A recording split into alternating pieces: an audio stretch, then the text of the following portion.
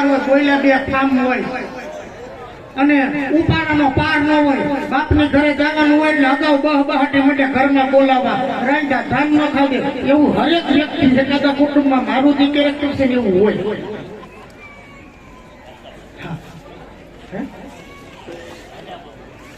હવે એક વાત કહેવા જઈ રહ્યો છું ભાઈઓ, જઈ રહી સૌ બધું ભૂલાઈ જાય, ડબલ રોલ કરવા બાપા હું કરું આમાં.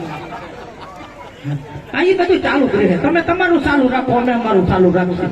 મજા આવે ત્યાં સુધી આપણે ચાલુ જ રહેવાનું છે. આ કામ કામ કીધું. હા, બાયુની વાત કાન ખોલીને ધ્યાનથી સાંભળવાની.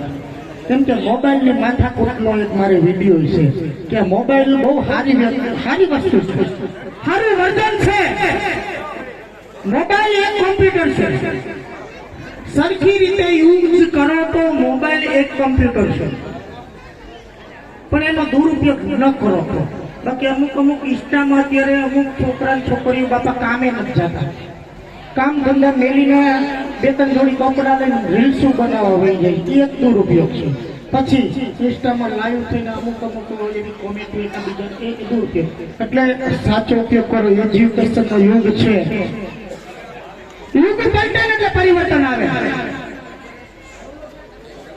અમુક સદી પૂરી થાય એટલે યુગ પલટે છે. આગળના જમાનામાં યુગ પલટતો નથી, એ યુગે આપણા વડવા પાસેથી મહેનત માંગી હતી.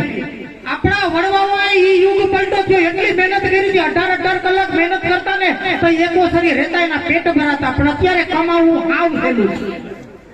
આઈટી કરે છે છોકરા, ઘર બેઠા ઓનલાઈન બિઝનેસ કરે છે ને તો એ 1.5 લાખ રૂપિયા કમાય છે. કેમ કે એવડું એજ્યુકેશન છે. આ યુટ્યુબના માધ્યમમાં તો બહુ સારું છે. અત્યારની જનરેશનને જીવા જેવો યુગ છે, પણ અમુક જૂના વિચારવાળા જીવવા દે તો એ લઈ આપણે વાત અમુક ડોહ્યુંની.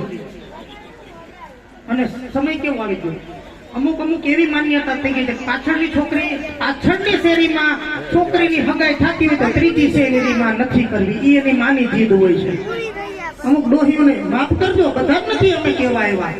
અમે કઈક લેવા આવ્યા છીએ, કઈક આપવા આવ્યા છીએ, પણ તમે લઈ શકો તો. આજે અમે જે શબ્દોની અંદર તમને આપવા જઈ રહ્યા છીએ એ તમે લઈ શકો તો. કે અમુક માતાઓ છે એના હજી એવા જૂના વિચાર છે.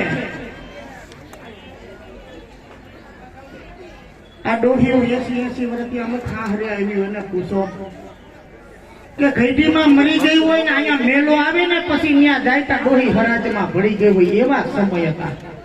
વીવડે પાણી ભરતા. આ બધી કહેવતો ખોટી નથી, પણ અટાણી દીકરીઓને યુગ હારા